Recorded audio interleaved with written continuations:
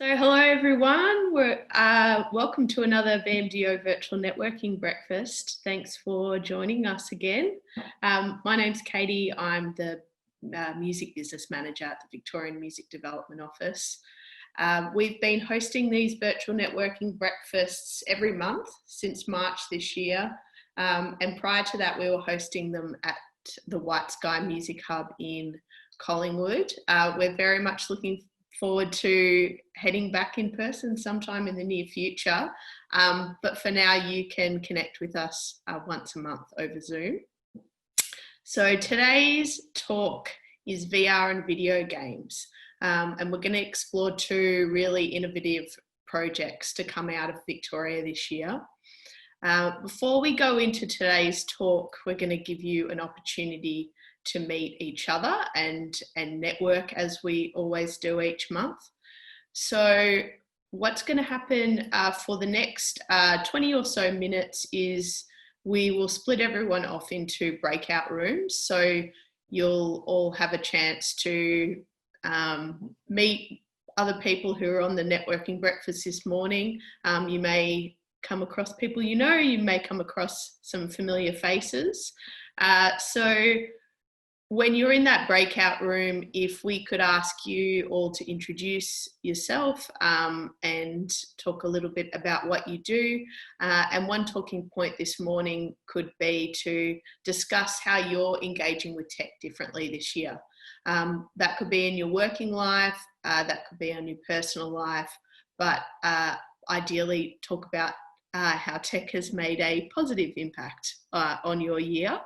And you'll receive a breakout room invitation on your screen, which will send you off into those networking groups. So when that pops up, click accept and we'll see you all back here in 20 minutes for today's topic.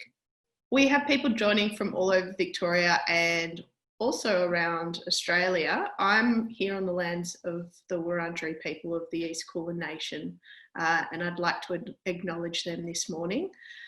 If you're a First Nations person here today, I acknowledge you and all the traditional First Owners of country and recognise their continuing connection to land, waters and culture. And I also pay my deep respects to Elders past, present and emerging.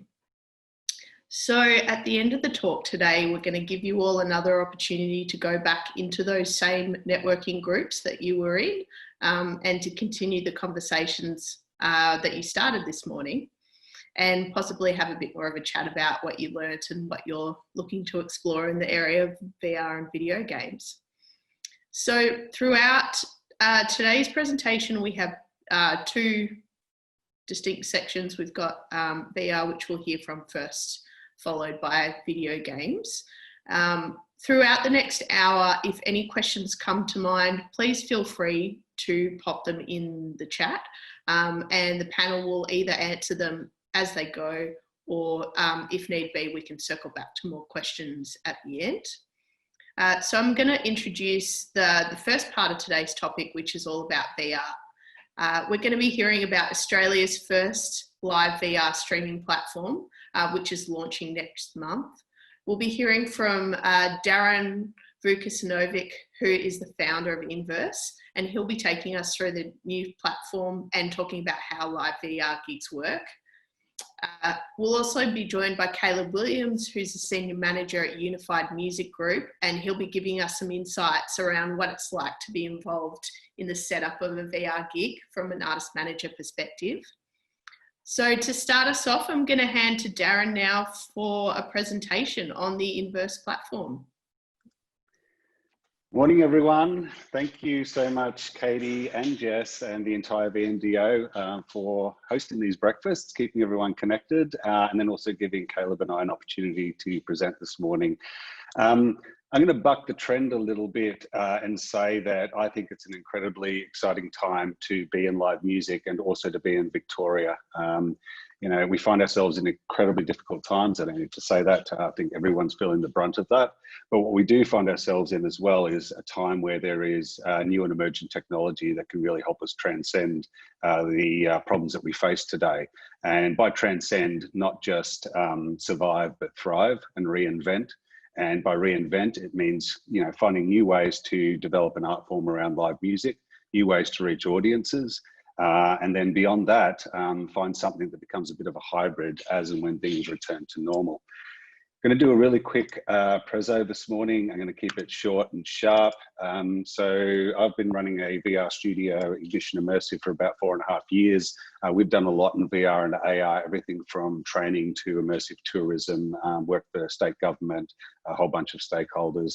At the start of this year, we started to develop out our VR live streaming platform called Inverse, which is really focused on ultimately delivering real-time virtual reality for music, performance art and events. For us, the platform and the technology can be applied to a lot of different use cases. We really narrowed focus to the live music scene.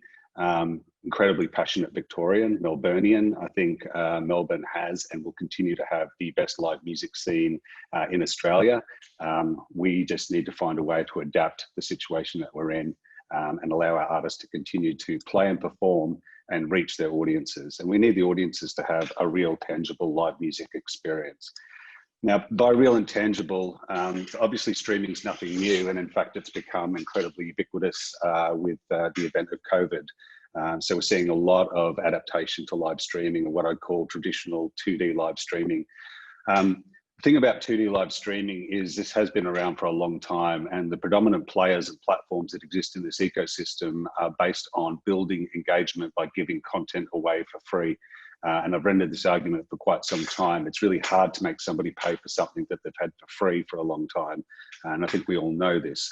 So, whether it's a Facebook or a YouTube or a Twitter or an Instagram or one of the many different actual purpose-built live streaming platforms, we don't really see the kind of ticketed economy that we normally see in the live events industry occurring on these platforms.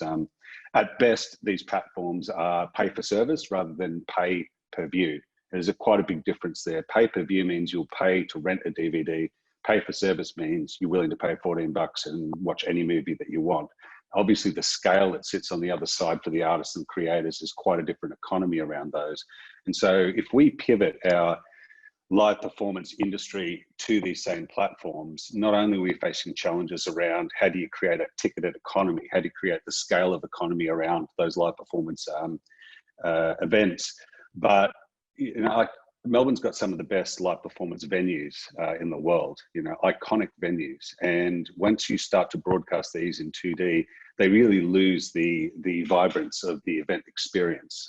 So we've kind of got a double-edged sword here. We're trying to develop and stream content in a medium that's not really immersive by nature and doesn't really represent a live event experience. And we're also divorcing the wonderful, immersive, iconic venues that these events typically take place at.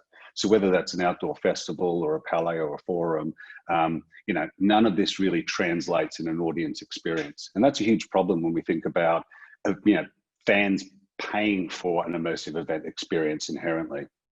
Now, virtual reality is an experiential technology. It's been around for a long period of time. It enables people to tap in and experience a fully immersive 3D environment. Can be in Victoria or anywhere globally. It enables entire audio-visual immersion, and that includes spatial sound, 360-degree sound. So we're talking about something that really simulates what a live event experience is like. It also includes inbuilt capabilities like interactivity. So the ability to move around in an area or change camera positions rather than watch one particular point of view. And most importantly, social connectivity. So things like personal avatars and social pods, where people can cluster and actually talk amongst themselves while they watch a gig. Now, I know we can also do this on 2D streaming, but we're talking about being in a headset, seeing your buddy as an avatar. They could be anywhere in the globe, and actually being able to chat and watch the gig together, along with a virtual audience around you. So in Inverse, we're launching this VR live streaming platform, and we're doing it through the lens of completely retrofitting the downstairs of our studio into a made for VR broadcast venue. So we have this wonderful studio space at 234 Bank Street in South Melbourne, and to prove how to stage VR gigs, we went down the path of saying, let's purpose build the venue on the scale with a kind of set dressing, using some really cool stuff like projection mapping, to make it work for a VR audience where we know that we can't have the scale of a physical audience there. So how do we replace the absence of the physical audience and vibe by creating an environment that also produces the energy and the immersion? For us, it's, a synthesis of venue, performance, and platform capabilities is really what's required to create that immersive, interactive, and social environment. So at this venue, there'll be 3 different camera positions. We've got a wonderful bar where there'll be projection mapping in the background. There will be a limited physical audience in there as well, just based on where we sit with regulations over the coming months. But we're looking at this as a kind of an embryo of answering the question, what do you do with a large event space where you can have a limited physical audience? What do you do with all that additional space? How do I make that an immersive environment for the virtual audience? We think that things like projection mapping and utilizing the space itself as part of the environmental experience holds a lot of value. So these iconic venues can turn into staged environments with live gigs where people can interact as social avatars in VR. The platform itself, which we're very close to launching, we're in our final stages of testing this out now, and we are very, very confident of what we're going to deliver in the next couple of weeks. It's a scalable platform. So on one end, yes, we're running a venue, but the real intent is to build a platform and capability that can enable other venues and therefore increase the number of VR streaming locations, increase the accessibility for artists, and increase the audience. We really want to see a situation in the next 3 months where there is 4, 5, 6, 10 venues activated. So people can come to a live VR Melbourne music scene and choose to go to different venues, buy tickets to different venues, and attend a series of gigs. The platform itself, we are really pushing the envelope. So we are running state-of-the-art 10K stereoscopic 3D cameras, and we deliver this to the audience in 8K VR. Now that's twice UHD, and it's in 3D. We're able to do this at 30 frames a second, which is great for VR. We can also drop back to 4K at 60 frames a second. 60 frames a second tends to be better for sporting events and sort of high octane, high activity performance art and other things, but we're able to deliver both. 8K pushes modern headsets to their absolute limit, and we're able to do this over current networking bandwidth that exists out of our studio from a broadcast capability, but then also we're using technology to ensure that we can deliver it and gracefully downscale it to audiences on different internet connections, whether they're local or overseas. We're enabling multi-camera switching capabilities. So at the moment we have 3 cameras in our studio. We can scale it up 6, 10 cameras. We place cameras in different spots that enables the audience together in social pods to jump between these cameras. So me and 5 mates can sit at the front of house and watch the gig. We can go back behind the drummer and see the gig from that perspective.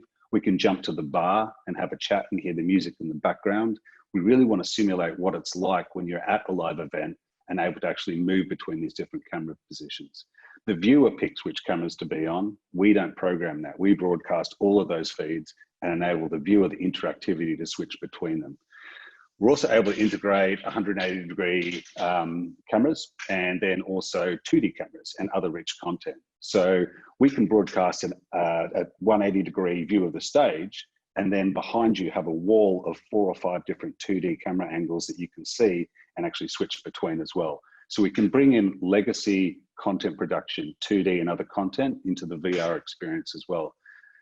We've also got social pods, which enables a social interaction. So these are pods where you elect to have other people in your networking pod. You can talk to others, anyone in the globe that's actually visiting the gig.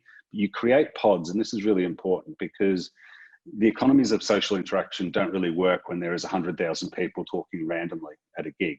What you really want is to be able to have a closed circuit of friends that you can chat to, a trusted circle of friends, bring other people in and out of that.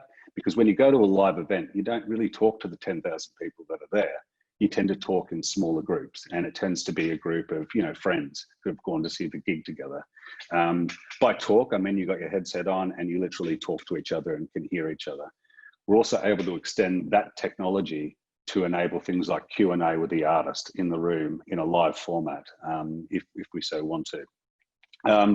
From the ground up, we really wanted to ensure that we cover the ticketing side of this. We're not here to give content away for free. the secure ticketing platform, and I'll touch on this a little bit later, is really about creating a democracy around ticketing and different ways in which the ticketing can be issued. And we're using a new web technology that enables absolute privacy and security, but also prevents things like secondary sales markets going on without control of the actual ticket issuing partner. We are delivering a mobile device version as well. So if you don't have a VR headset, a tablet-based experience or a mobile-based experience, no, it's not going to be as good as being in VR, but it does enable you accessibility to the content and switch cameras and do things that you can't normally do on a 2D camera feed. And then ultimately, we can also broadcast out a traditional 2D or 360 stream out of the platform as well, if people want to plug into YouTube, Facebook, or other streaming platforms. And look, finally, we can also enable VOD on demand after the event. So, you know, depending on where the rights sit and if a band wants to do this, that live gig can become something that others can plug into in a VOD fashion, and they can still switch cameras in live as if it's live, and they can still talk in social groups. An example use case of this is if you were to run a gig at 7 p.m. here in South Melbourne, but you then wanted to create a live stream version for that in a North American or European demographic, where you want to do that at 7 p.m. in their local time. So you record the gig once, you then enable a live access version of it at different timeframes across the globe. We're also, as a second stage, looking at how do we scale and include other venues. And there's two ways that we're going to do that. The first is to bring our actual VR live production camera equipment and technology into those venues as a fully live experience. But we also have a lot of experience in digitization, you know, LiDAR and photogrammetry, where we can come into a venue, capture it and build a real-time 3D model of that venue, and then digitally composite artists onto that stage. Now, this is important because ultimately we want to have a series of green screen rooms set up for the artist performance, but enable venue operators to license their digital venue and composite an actual gig. So they'd be performing in one location, live streaming on stage at another location. This opens up a whole bunch of new opportunities. Once we have that digitized venue, it means that we can do digital set builds, lighting and VFX. We can invite people who traditionally stage these gigs, upskill them in how to actually build stage and build lighting in a VR environment and become part of that event economy. And what we're doing with these venues is a pathway to what we call real-time 6 degrees of freedom. So ultimately where we're heading is also the ability to digitize the artist using volumetric capture and RF motion capture. Once we do that, the artist and the venue and the entire experience becomes a fully 6 degrees of freedom environment. And that means that the viewer can walk anywhere. You know, you can go into any angle that you want rather than prefixed camera positions. We're looking at that as a sort of 6 to 12 month roadmap. We're looking at our live VR streaming as a immediate 1 month launch, and then scaling up from there based on venues we can engage. And look, finally, the actual ticketing side is really important to us. So there is a technology called self-sovereign identity. It exists as part of the W3C standard, which is the web standards that define things like SSL technology that encrypts your banking. You know, SSI enables a whole bunch of really exciting things. So firstly, it enables a ticket issuer to validate somebody's purchase of a ticket. And that validation could be by payment, by age, by geolocation. So is this person living in France and are they 18 years old? Do they live in Victoria and are they 18 years old? The person issuing the ticket validates that person's identity. Once they're given a SSI secured ticket, that person turns up to the venue and only presents their ticket. We don't need to ask to see their ID. We know it's already been validated. This is bulletproof technology, which enables privacy and security between the ticket issuer and then transparency, privacy, and security between the venue operator. This is really important because obviously privacy of credentials is a super sensitive topic when we think about the digital economy. The thing about SSI is it also enables decentralization. So it sort of ushers in an environment where electively different participants can issue tickets, and any of those tickets issued by whoever's validated to issue them can actually give an authenticated ticket. It does mean in a VR environment that you could have artists allocated a certain number of tickets to issue themselves, a venue with a certain number of tickets that they sell, a promoter or a ticketing agency with a certain number of tickets to sell. And as the platform enabling access to it, we don't need to know who issued that ticket. We can just validate that it is indeed a secure ticket that was issued by a valid issuing party. The final thing that you can do with SSI tickets is you can inbuild rules around the secondary sale market. So this means that if you say, as a person selling the ticket, that person can only resell that ticket with your permission and your participation in the resale, it means that somebody who's bought a ticket can't scalp it, resell it, or transfer it to somebody else to access the stream.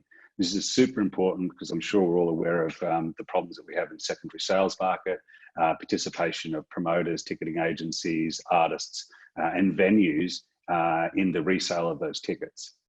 So this is a critical part of what we want to solve with the platform. You know, for us, we know live events have changed indefinitely. We're having a bit of a chat at the start of this VMDO breakfast around what's it going to look like. You know, the roadmap isn't just how quickly can venues open up, what are the physical numbers going to be? It's also going to be what is the sentiment of people feeling comfortable to attend the physical events.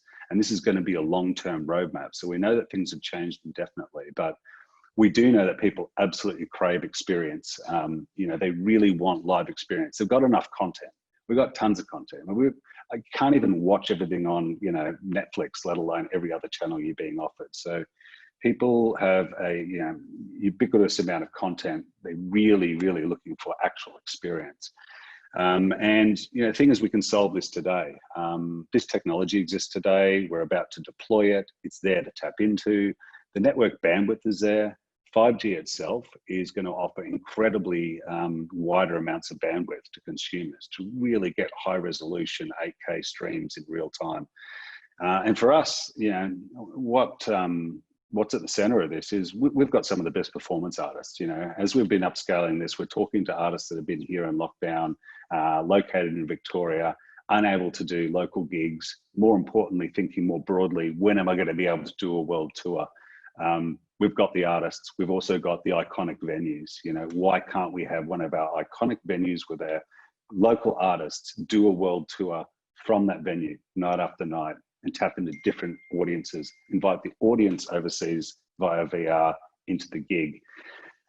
We also happen to have in Victoria, you know, a world-class tech innovation hub. You know, we're one of many companies, you know, with Startup Victoria, Launch Victoria, working in different fields of technology, whether it's IoT, VR, AR. We've got a really, really strong technology background here.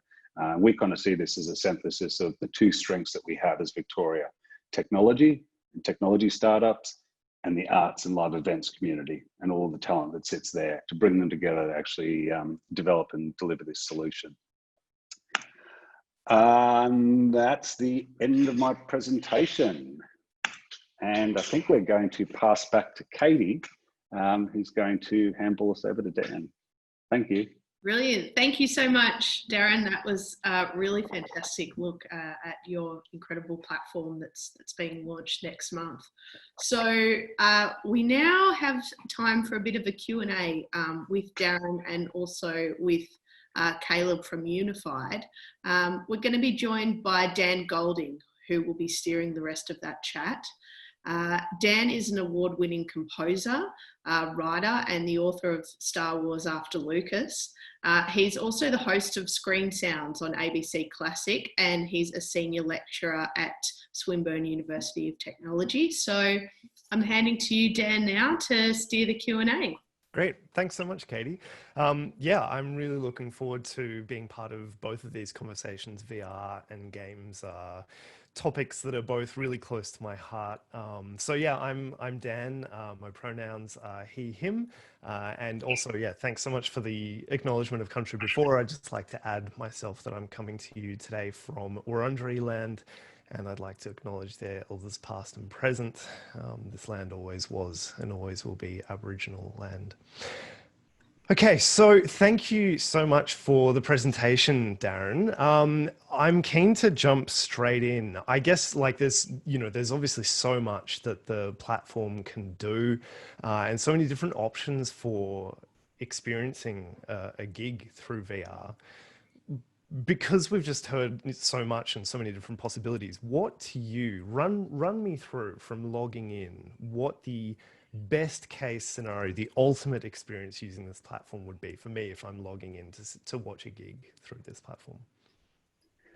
Wow, well, I mean, the ultimate experience for me starts with being in a lineup outside a gig venue with a whole bunch of other people. You know, the ambience, the buzz before you actually knock on a door and go into it. You know, we really want to simulate people being able to get out of their environment. You know, there's a huge difference between sitting in your normal environment. We're all locked down, right? I mean, right now we're all on Zoom. So, you know, later on, I'm going to watch one of my favorite artists on the same computer, the same platform. For me, the very first principle is getting people out of their environment and immersed into another environment. You know, a great experience is being able to rock up at the door, go in with my mates, chat at a bar, potentially look at some digital merchandise, buy my favorite band t-shirt, wear that on my avatar, receive it in the post a week later, but at the gig I got it on, go in, see a great performance, and actually be up close and personal. You know, VR enables everyone to have the money can't buy seats. And I think that's something to really think about. The fact that I can be right up on stage with the band as well, potentially, you know, all these sorts of hybridized experiences that we maybe wish that we could have. But I guess above all is just being in the kinetic of the environment, the sound of the crowd, the actual environment that we're in, the beautiful venue, and the performance itself just coming together in those magical moments. You know, I think 2020 is going to be one of the most unmemorable years because memories are infused by experience. You remember certain gigs and certain things that happened because of everything that came together. But I don't really think very much of what we see in 2D is ever going to be memorable in the same way. It's almost like we're not creating memories and experiences. So I guess in a lot of ways, I see VR as not just an experiential medium, but a memory machine. So I guess what does great look like is people going to a VR gig, having a great time and forming a really fun memory. Yeah, fantastic. I'd love to bring Caleb into the conversation as well. So Caleb, you've had a bit of involvement in this. What does it look like from the artist perspective, I suppose, and artist management as well? What does the platform offer from your perspective? Well, I guess for me at the start, I came from most of my artists not wanting to do live streams. Working with mostly rock artists, they were very against it, to be honest. So I was looking for a way to get them a bit more vibe on wanting to do it. And most of their concerns was just the detachment from the audience. So when this came up, I guess taking myself back to when I was a punter and also not being, rightly or wrongly, not being the biggest fan of just the straight up live stream scenario was you can have the ability to be backstage with the band. You can have the ability to walk on stage with the band, which you can't. Lots of people just don't get the opportunity to do that in real life. And this might be as close as you will get to that. And being able to do that and connect like almost face to face with fans around the other fans around the world was the most exciting thing for me when it was presented to me. Yeah, fantastic. And the artists are being convinced, or are they still skeptical? Yeah, no, most of them are being convinced. There's always going to be a few skeptical people, I think. But I think I'm seeing like notes in the chat here, like about headsets and are they available? And that was, to be honest, that was my concern as well. And obviously they're still not no, you don't know every second person's got a headset, but looking at the stats, like the sales are going through the roof. And Darren did say the other day that who released the new one? Yeah. Look, the whole VR headset question thing's got a lot of answers to it. And the first is that the headsets are becoming cheaper. You know, they've gone from $4,000 investment with a computer to, you know, $200 to $400 investment for an all-contained headset that you can access this. The first thing is, you know, accessibility of price. This is definitely there today, and Facebook just launched the Oculus Quest 2. So the Oculus Quest 1 was about $700. The Quest 2 just come out. It's got, you know, significantly more horsepower, better screens. It's $420. That is the trend that you'll see with accessibility of VR hardware. Second point is that people will only buy a device if there are things to do on that device. You don't buy a mobile phone for the sake that it's got, you know, a processor. You buy it because it's got apps and capability and content on it. It's going to be the same with headsets. So we'll see uptake in VR headsets as there are more content experiences coming into that market. Yeah, absolutely. I was going to ask that question anyway, so I'm glad that we got into it. I mean, to me as well, it seems like the shift through, I mean, VR, you know, sort of talked about as a gaming device, and then now it's had a lot of success at film festivals as a kind of exhibition context, but moving through to finally finding a possible kind of more experiential rather than just sort of consuming content setting with music. I think that totally makes sense. We've had some really interesting questions come through, and hopefully I'll get to them in just a moment. I'm keen to talk to you about venues though as well. How have you gone working with venues for this? So we've only just started those conversations as part of the roadmap, and it's really about working out what's the scale required for the venue, and, you know, in terms of audience participation, how do we get the economy working, you know, for the venue, for the artist and so forth? And then what can we do with these wonderful large venues if we've only got a limited physical audience? So I guess a downside of VR is it is 360 degrees. And if I'm sitting in an empty seat with no one behind me, it actually becomes an isolating experience. So to answer that is, you know, a small number of physical people, but then also doing things like projection mapping and using the environment to its advantage. So those discussions we're sort of starting. We're really passionate to be inclusive across the whole spectrum of art. So we are looking at opera on one end, live rock on another, and then actual festivals and reinventing outdoor festivals as, you know, 3 separate streams. And each of those has got certain challenges and then certain innovative solutions that we can do to address it. Absolutely. So I'm just going to go to some of the questions from the viewers here. So we've got a great question about best practices in terms of safety and regarding sensory experiences. Jane is asking whether there's a guide users are given like for recommended breaks, etc. for VR. But I'm also kind of interested around questions around things like moderation and that social thing, because of course everybody knows on the internet, once you bring in social communication, there's you know, ripe for problems. So yeah, if you can address that. Yeah, so in terms of the best practices, I mean, there's no hard and fast rule here, but we're looking at VR as a short form medium. This is not a medium where you run a 2-hour live event. It doesn't work on that. You know, it is a demanding medium, but what you lose in, I guess, length of concert, you gain in immersion and impact. So for us, we're starting with 20 to 30 minute sets per artist. And we think that's a really good starting point. And we think sort of 20 to 30 minutes is a safe break point for somebody in VR. But the other side of this is going to be things around vertigo. And I see you've got the poster in the background. I don't know if you've planted that. No, but usually the first or second time that people go into VR, you know, they do have a bit of vertigo. It's about them getting acclimatized to the environment. We're looking at, you know, how can we do that? And then also it's just the headset quality getting a lot better. So the Quest 2 is lighter, the screen's better. It's, you know, OLED, it's passive, so it's not as demanding on the eyes. So, yeah, technology in itself solves, I guess, some of the form factor issues that we're looking at here. You know, for us, 20 to 30 minutes is a really good point. The way we're running our venue is 3 bands lined up, 20-minute sets. And you can go into one of those gigs or all 3 of those gigs, but enforcing breaks in between that and creating a bit of a inter-show MC entertainment piece that sits around it. And then we'll continue to experiment with that. And it will be subject to, I guess, what kind of hardware people have at the end of the day. The thing about social pods or social interactivity, absolutely. So we're currently scoping out a large festival. And one of the things I raised there is you can't have 100,000 people walking around randomly talking to each other. We see it in online gaming. People become monsters when they're hiding behind an avatar, and you have to be really conscious of this. So we in building social pods is the way to do it. You elect who sits in your pod. Before the gig, you line up who your pod is.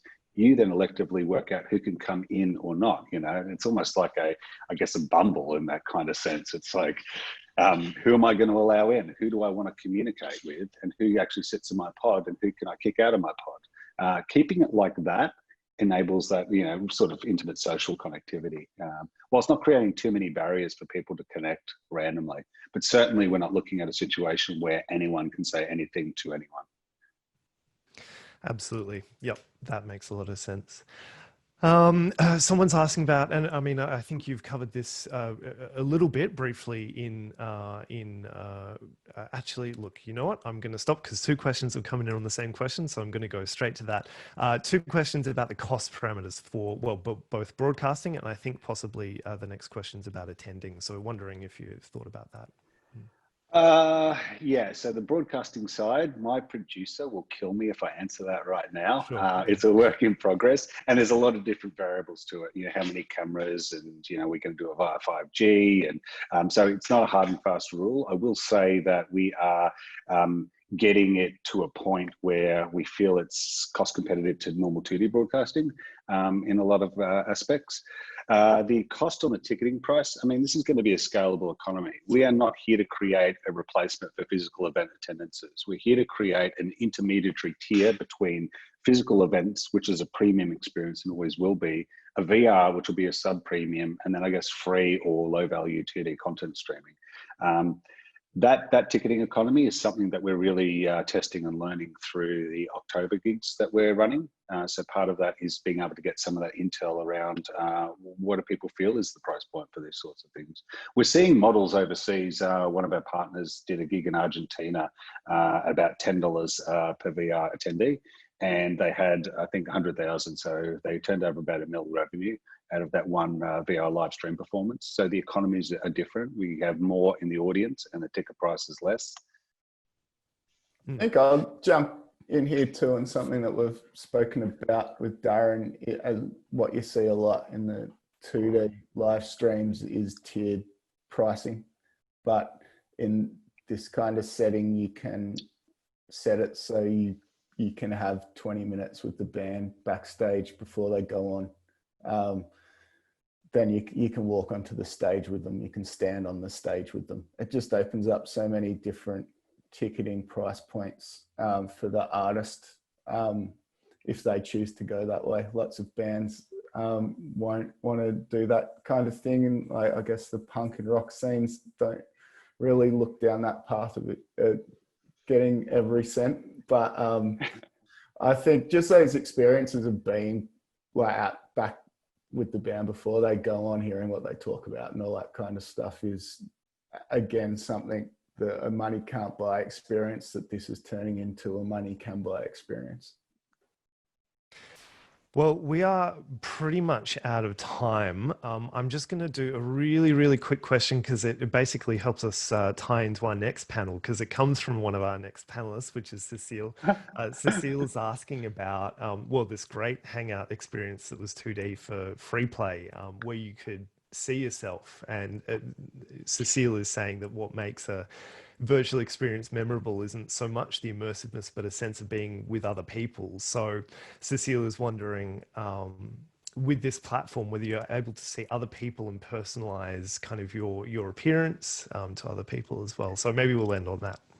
Great one, Cecile. Absolutely. So, you know, we are building out an economy, a sort of environment around avatars. So Oculus, for example, has inbuilt avatars. We're going further to look into ways in which we can plug in avatars that you can pull in from other favorite gaming platforms. So if you play Fortnite, can you attend as your Fortnite customized character, or Destiny? So we're looking at this as a longer term integration of, I guess, gaming and the live events piece, or just customize your character out of The Sims or from scratch. What I think is really exciting about what we're doing is the idea of microtransactions. And this is something that people aren't thinking about from the economic scale that we're building into the VR platform. You know, microtransactions, will somebody pay 10 cents for a virtual Metallica t-shirt at a Metallica concert? the answer is inherently yes if Fortnite teaches us anything about that. Fortnite is given away for free and made $400 million in April just on microtransactions. So this is things that you buy as digital content that lives in the digital world. So we absolutely see, part of the discussions we're having around festivals is, can artists, traditional artists, build 3D things and sell them at a stall that people can actually buy while they're at a festival? I think absolutely yes. It's a different economy and a different scale. But yeah, to answer your question, absolutely seeing each other as avatars, being customizable, and then being able to actually maybe buy custom merch and all sorts of things is definitely an inherent part of the platform. Fantastic. Well, I think even though there are still many questions coming through in the chat about all sorts of topics, we're pretty much out of time. So thanks so much to Darren and Caleb for your time and expertise on this. And I will throw back to Katie. Thanks so much, Dan. Thanks, Darren. Thanks, Caleb. And thank you everyone who sent in all of those fantastic questions. We may need to do some kind of follow on, I think, to draw more of that out with you, Darren. So yes, stay tuned, everyone. We'll see if we can deliver that maybe in like a Q&A piece on our website shortly after. But I'd now like to throw to the second part of today's discussion, which is going to be around video games. And specifically, we're talking about how licensed music can work with video games in the indie music and independent game developer world. So earlier this year, the VMDO partnered with games audio specialist Maze Wallen to create the Indie Bands and Indie Devs pilot. So that project connected Melbourne punk band Cable Ties with independent games developer Cecile Richard, and they collaborated on a musical game experience called Hope, which is now alive in the world, and we'll send the details so you all can have a go at playing that game. So I will throw back to you now, Dan, to lead the conversation with Cable Ties and Cecile. Awesome. Thank you so much. Yeah, I think this is really, really exciting. So really, really keen to talk about this. So perhaps just to start off, maybe Cecile, if you could tell us about the game for those of you who haven't played it. It's available now. So we can probably just post the link in the chat as well. But yeah, tell us about it. How does it work? Hope is this short form Bitsy game. Bitsy is this game engine that I use. It's very simple. Anyone can use it to make any sort of like short experiences like that. So it is this game that it is about like learning to rely on your friends, on others, and kind of fighting against that sort of hopelessness and apathy that comes about when you have like mental illness issues or like a specific life event that kind of brings you down, like a pandemic. It is kind of like grappling with those feelings and like I guess the core the core aim of the game is kind of to inspire a little bit of a positive feeling to the player, and this is like a collaboration between me, who made the game, with the band Cable Ties, whose members are in the group chat right now. and yeah, like it's a very, I think it would be unfair to say that I am the only one who made the game, because it's not true. I think like the collaboration was extremely like active in the sense that I wasn't the only one coming up with ideas or whatever. It was like a very like a talkative like conversation type of collaboration, and I think that turned out to be the final game turned out to be really interesting and charming, and I think like a lot of people liked it, so that's good. Yeah, no, I agree. I think charming is the right word. Yeah, I think it's a really interesting end product, and really helped by the combination of the song and the game. I mean, it's not something that you necessarily regularly see, music that wasn't composed for a game being used in a game. Maybe Jenny and Shauna, was getting your music in a game, I mean, even something that you'd really thought about prior to this collaboration? Not at all, no. So yeah, we're a kind of a really analog kind of band, and we pretty much just pretend it's somewhere between 1975 to yeah, like 1993 in the way that we do everything. And yeah, we are absolutely kind of Luddites like that, and didn't really consider that our music could be used in the game because yeah, for me, like I made some assumptions about that, about, you know, the music that needed to be used in the game had to be something that was, you know, done to a click track and really perfect, and that our music really wasn't yeah, going to work in that way. But that was kind of an assumption based off the fact that I know nothing about game making. And yeah, being able to interact with Cecile to do this project, and their kind of opening description of the way that they make games is that their games are kind of like a zine, and that, you know, immediately clicked with us, coming from a really DIY punk background and having a lot of people in our community who yeah, are zine makers as well, and have that really sort of tactile medium to work with. We're like, oh, okay, we get it, like this is really going to work. So yeah, the way it came together was really quite amazing, and really helped by Maze, who produced the game, and, you know, was able to kind of sit between our two different kind of DIY worlds and enable us to find really, a lot of the common elements that we held together, and bring them together into the game. And Maze also designed a lot of the sound on the game and stuff like that.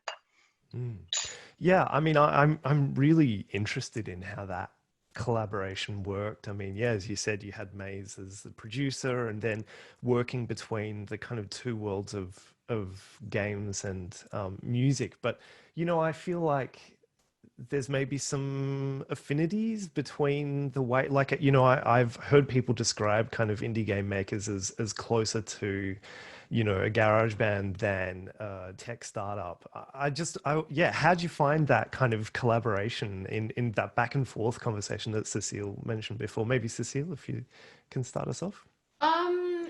Yeah, I mean, like, it's interesting, right? Because, like, I think, like, even within the word indie in the terms of like indie game kind of like doesn't mean anything anymore, in the sense that it's such a like large world where you have like indie games making millions of dollars, and then you have people like me who just make it as a hobby. And like so like I think even within the like indie game world, like I probably am closer to like someone making music in their bedroom than like you know, like a mildly successful band. So like maybe like that is I think like at first we were talking about, oh yeah, like we should like I was talking to Maze and Katie, and we were like, oh, you know, like we should find someone who kind of like matches the same like type of vibe as me. And I think like I definitely have also this background in like zine making and like DIY culture, I guess, a little bit, maybe a little bit different, but still like kind of like coming from the same like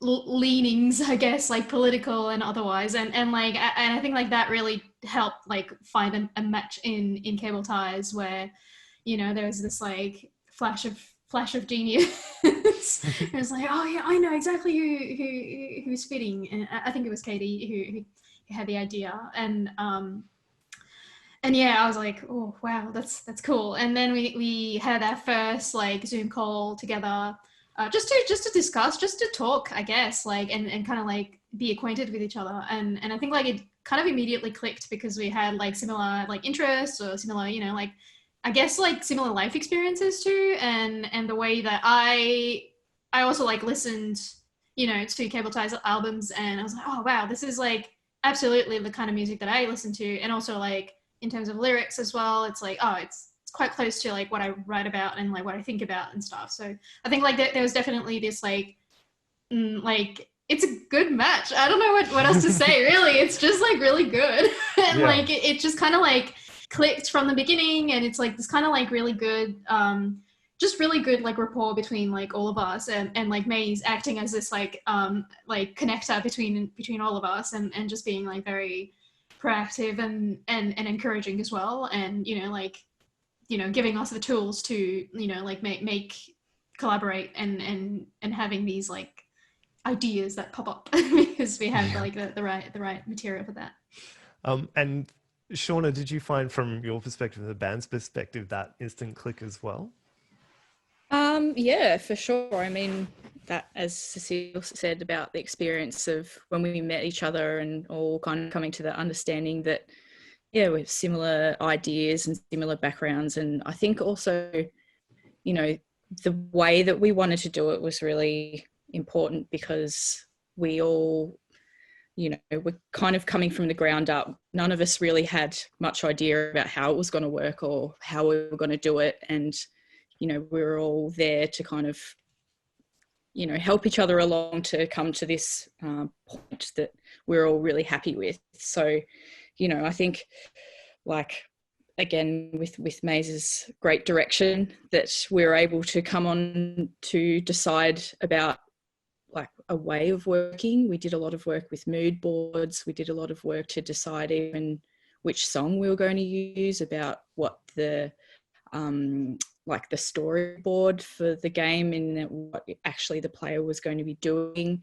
and all of these things that we kind of really came to a great, you know, we all were really happy about like, oh, this is something cool that we can get our player to do. So yeah, I mean, we all really enjoyed the process, I think. Yeah, that's really cool. It's so interesting to hear about the specifics of the collaboration. That it sounds like it was as far as you can imagine from, well, let's just put a song over the top of a game that's already made. It's such a tight integration, which is super cool. How does, especially for those people listening who haven't played the game, maybe if you can just run through how the music works in the game, maybe Cecile, and you know how then we can talk about whether you needed to make any changes to the music in order for it to integrate into the game or anything like that. Yeah, so like I'll just start with, yes, we did some changes to the music. Okay.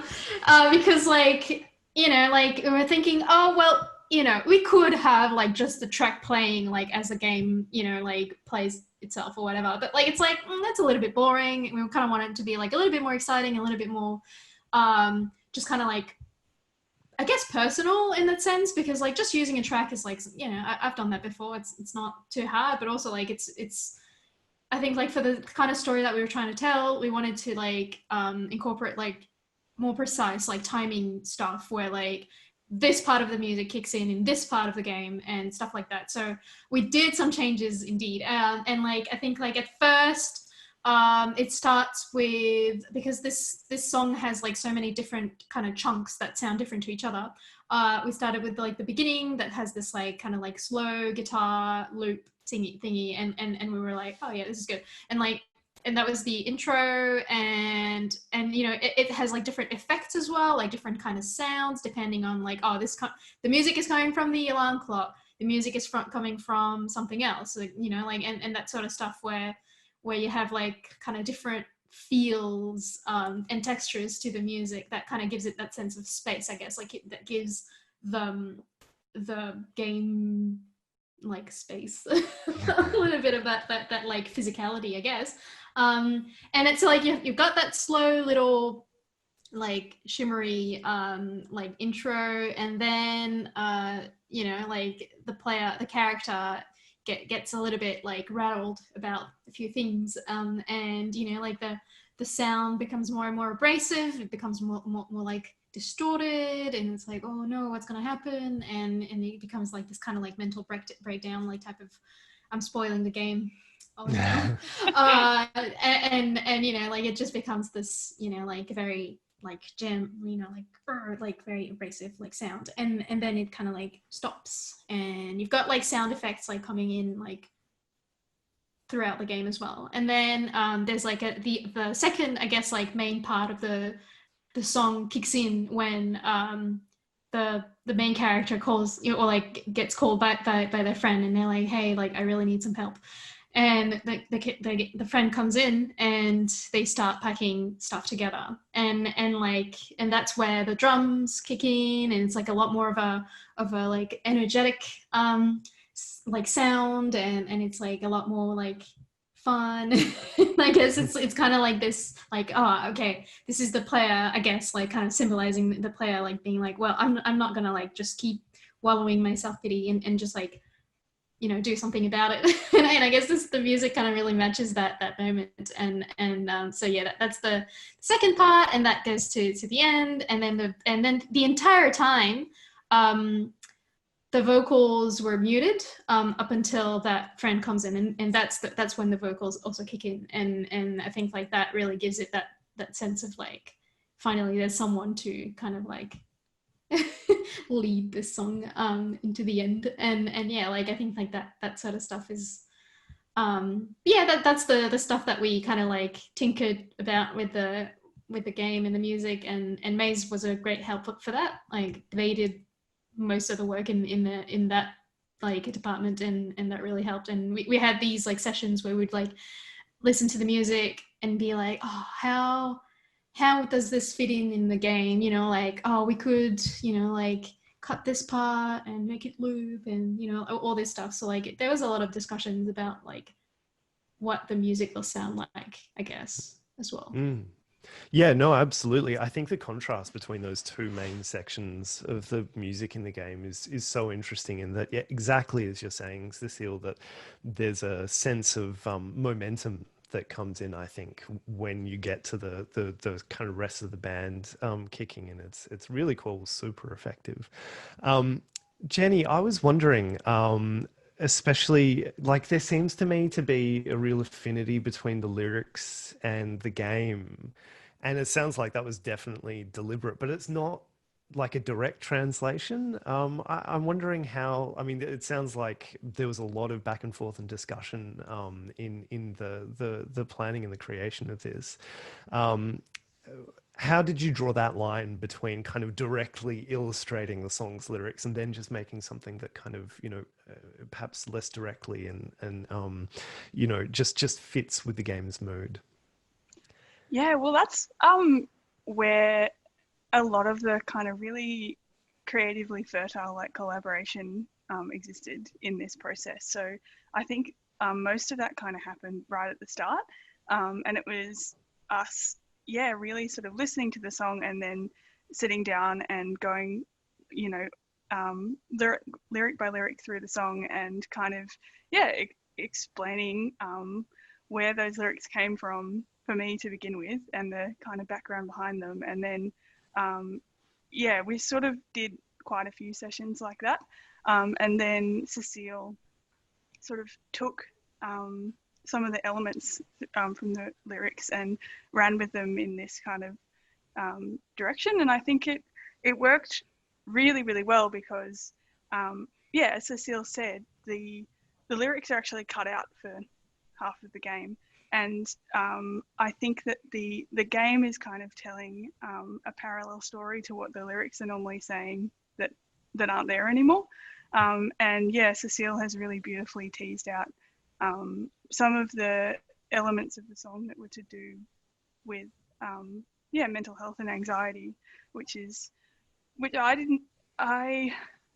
was obviously a big part of the lyrics of the song, but for me, I didn't kind of recognize that so much, because I guess I was writing it when I was quite mentally ill, and going back to it and going through it again, I realized how strong that undercurrent was, and the way that Cecile, yeah, teased that out in such a kind of compassionate way. yeah, it was actually really, it was a really emotional process, and quite amazing, especially in a time when, you know, all of us are kind of grounded and not able to practice our art in the way that we love by playing gigs and stuff. So yeah, the whole process of going through it was really, yeah, quite an emotional experience, and something that I'm very glad that we had, yeah, to kind of anchor us through this whole wild time. Absolutely. Yeah. I mean, I got to say, is just playing it, like you can definitely feel that level of sort of thought and care and consideration coming through. So yeah, amazing work. I think we're sort of starting to approach the end of our time. I just want to flag if anybody wants to throw in questions to the chat, now would be a good time. But I have a couple of questions that I want to ask all of you just as a group. Firstly, I want to ask whether this collaboration sort of surprised you in any way, whether there was anything that you learned that was surprising about how games and music can work together. Maybe we'll start with Shauna. Well, yeah, definitely. I think as someone who has very little experience in game development or understanding what the process is for game development, I think there's two things. I was really fascinated about the whole development of a Bitsy game and the program that is used in the development of it, and how much time and effort goes into the production of it. Because I guess, like, you know, in mass media, you're seeing all these big games that are like fed to your eyes that are just so full of information. And when you go to a Bitsy game, you know, your immediate thought must be like, oh, you know, this must be easy. You know, this must be simple or whatever. But the process is so delicate and so intricate and so interesting. And I was really fortunate that Cecile got to show us about how they actually are developing the game.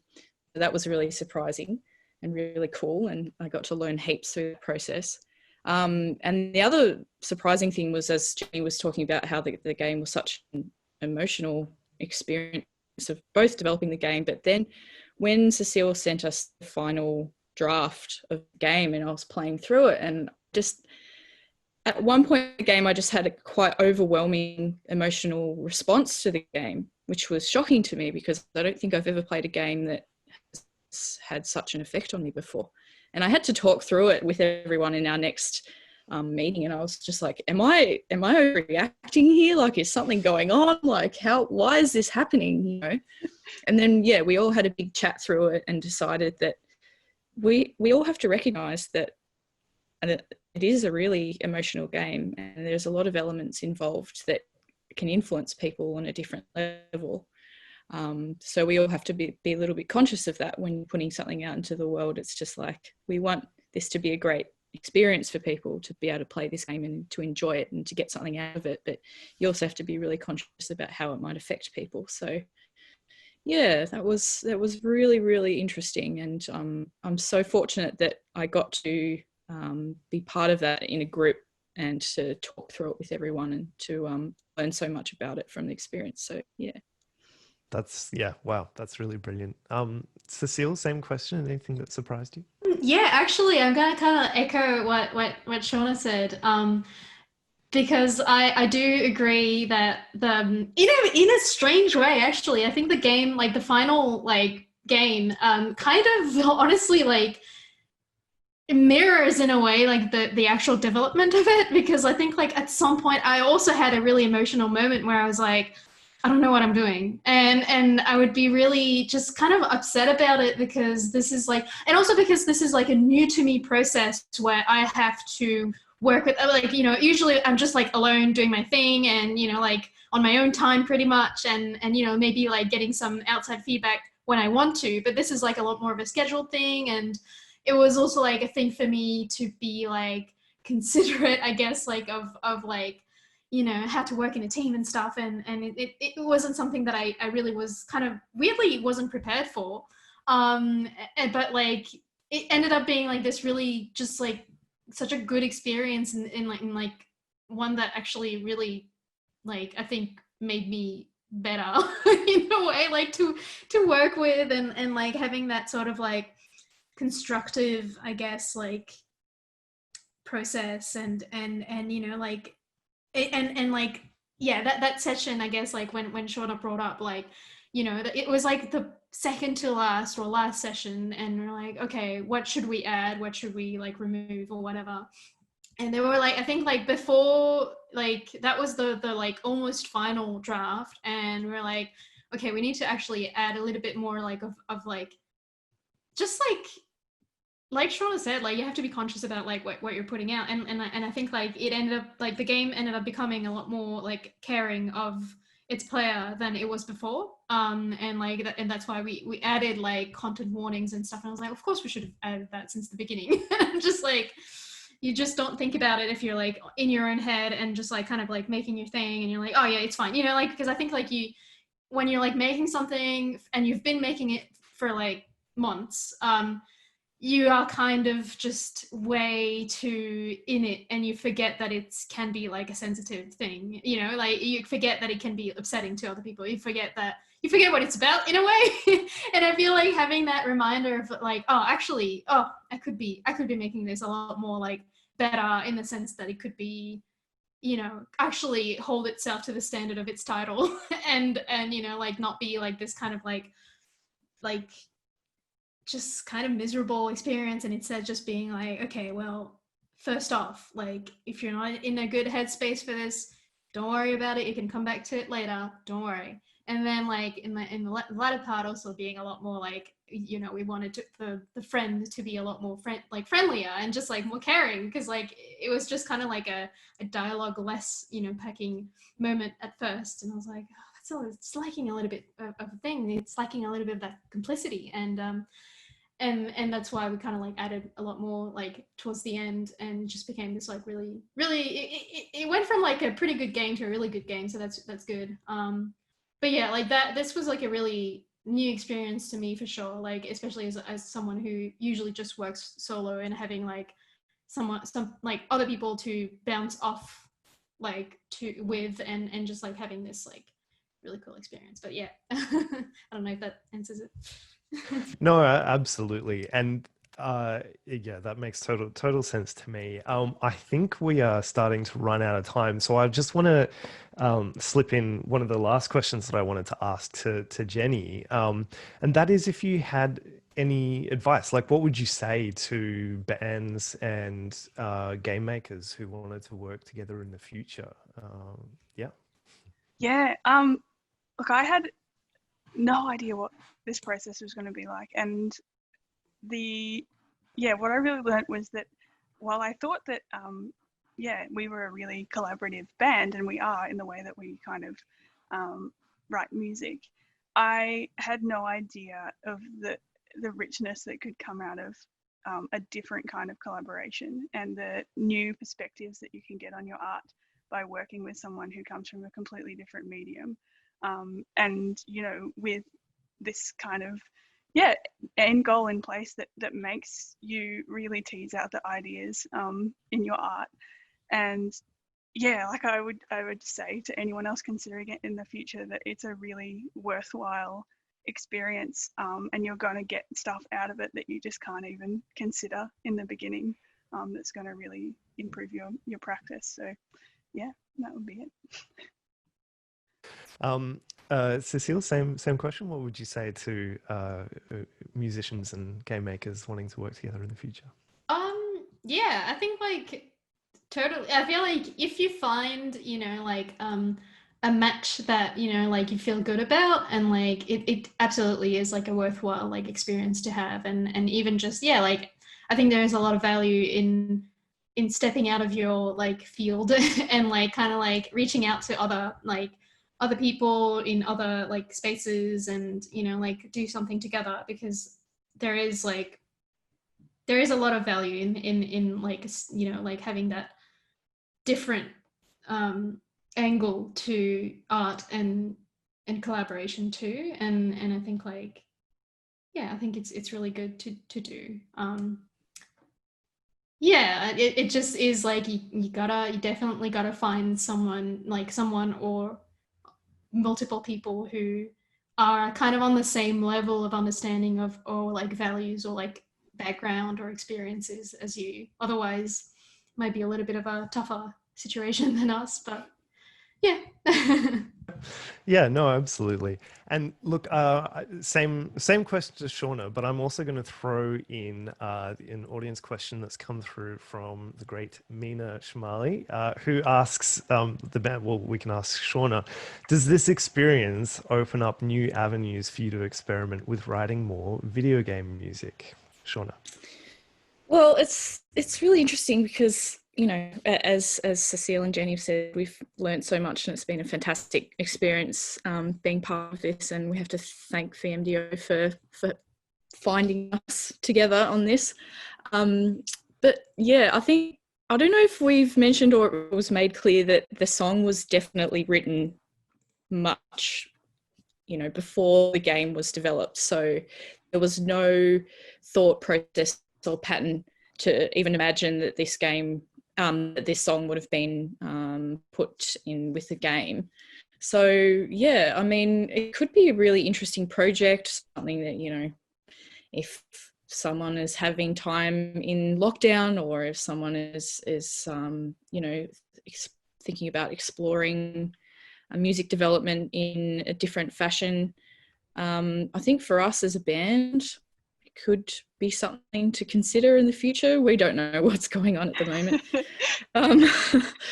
But yeah, I think that, like, we can definitely have a bit more thought about where the song is going to go, you know, how it's going to be consumed and how it's going to be listened to. And, you know, we never had a thought about that our songs would be used in games or TV, or, you know, in the different syncs that our music has been in. So it's just really cool to know that, like, people are accessing it through completely different avenues that we didn't think about, or finding it through different places that we've never thought of.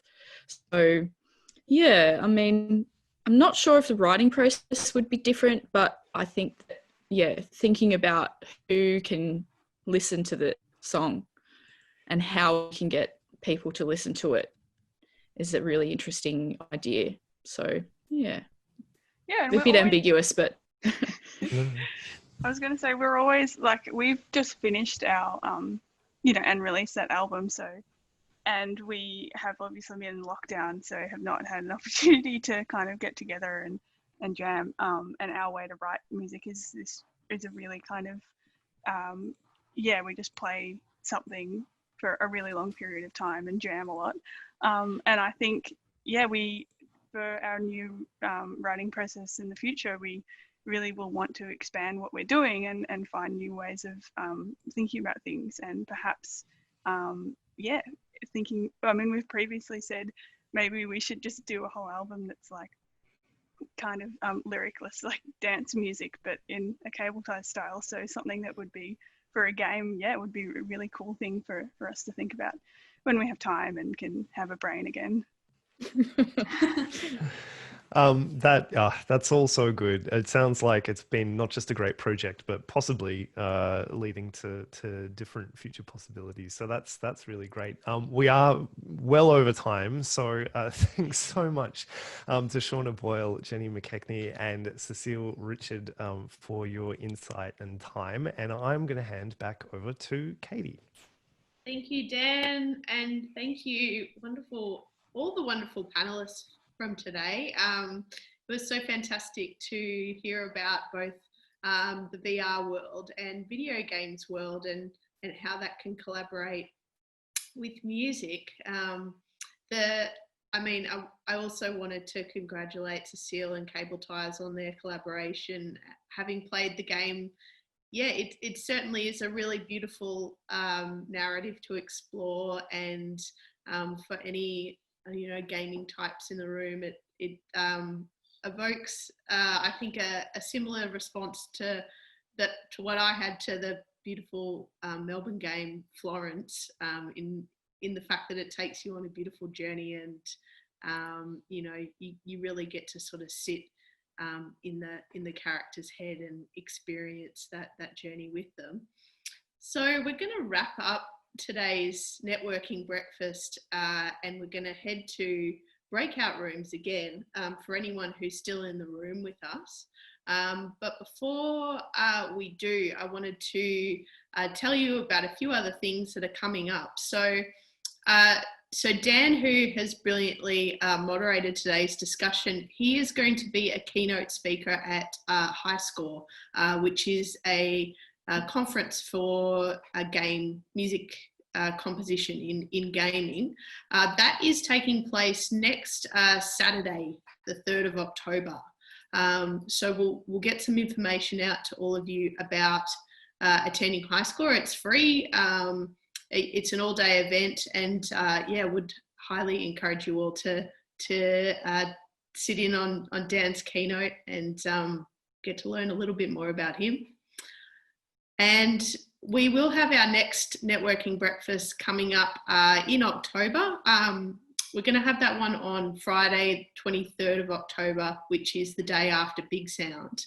Stay tuned for more information about that particular topic.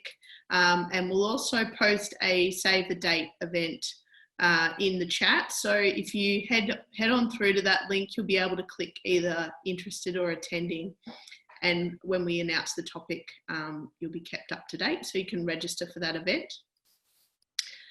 And have I missed anything? I don't think so. I think that pretty much concludes today's chat. So you will all receive an invitation on your screens shortly to enter breakout rooms again if you're interested in doing so. And we'll see you all back at Networking Breakfast next month. Thanks, everyone.